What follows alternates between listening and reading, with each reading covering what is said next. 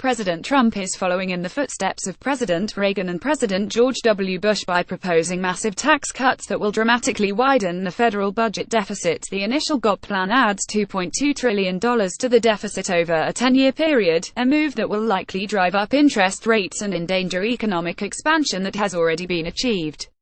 Reagan was a true pioneer. He developed a way for the Republican Party to shed the image of being the party of no, that is, the party of fiscal responsibility, which never won any political party many votes. Reagan replaced that prior image with Republicans as the party of whopping tax cuts, a sure bell ringer for buying people's votes come election time. It didn't matter that despite his small government rhetoric, he actually increased federal spending as a portion of GDP and was the second worst president since Truman in increasing the federal civilian workforce as a percentage of the country's population. Such tax cuts and spending hikes resulted in yawning federal budget deficits that his successors George H.W. Bush and Bill Clinton, all five living former presidents, to attend hurricane relief concert The Hills 1230 report. The Hills 1230 report more had to eradicate.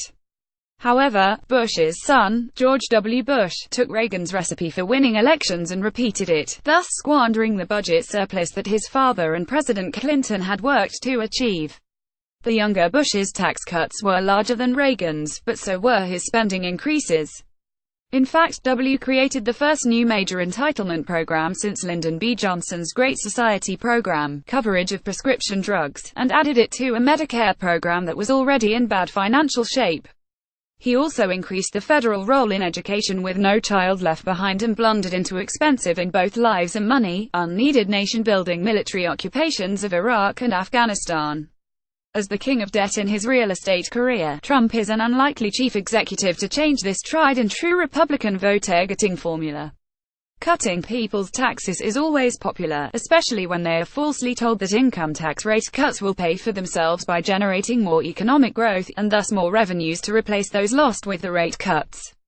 No matter that such supply-side mumbo-jumbo is merely rationalizing being a tax collector for the welfare state.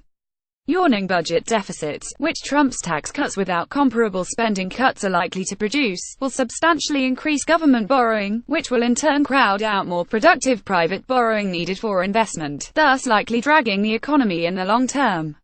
The slow growth after the Great Recession during the Obama years can be attributed to the $20 trillion national debt accumulated during that and prior administrations.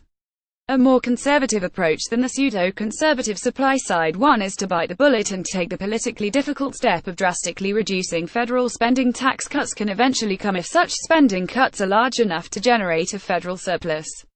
This Austrian school approach would not win many votes, because it would gore the ox of special interest voting groups.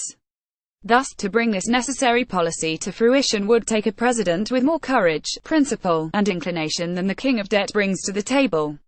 Republicans wonder why the economy tends to perform better during Democratic presidential administrations than during Republican ones, but it's probably because, political rhetoric aside, since Truman, the Democrats have actually carried out more conservative fiscal policies, containing federal spending better than Republicans in reducing, rather than increasing, federal budget deficits. Tax cuts are great, but for once, we need to cut spending first. Starving the beast has not worked for recent Republican administrations and won't work now. Tax reduction before spending cuts, which always seem to evaporate, will just make the existing deficits and accumulated debt worse. Although it is true that voters don't care about budget deficits, the only people who do are currently disenfranchised future generations who will have to pay back the principal and interest. Politicians need to summon the courage, as did Warren Harding and Calvin Coolidge after World War I, to cut back the bloated federal government, whose activities are mostly unconstitutional anyway. Unfortunately, don't look to Trump to do so. Ivan Eland is Senior Fellow and Director of the Center on Peace Liberty at the Independent Institute, a California-based nonprofit aimed at promoting limited government.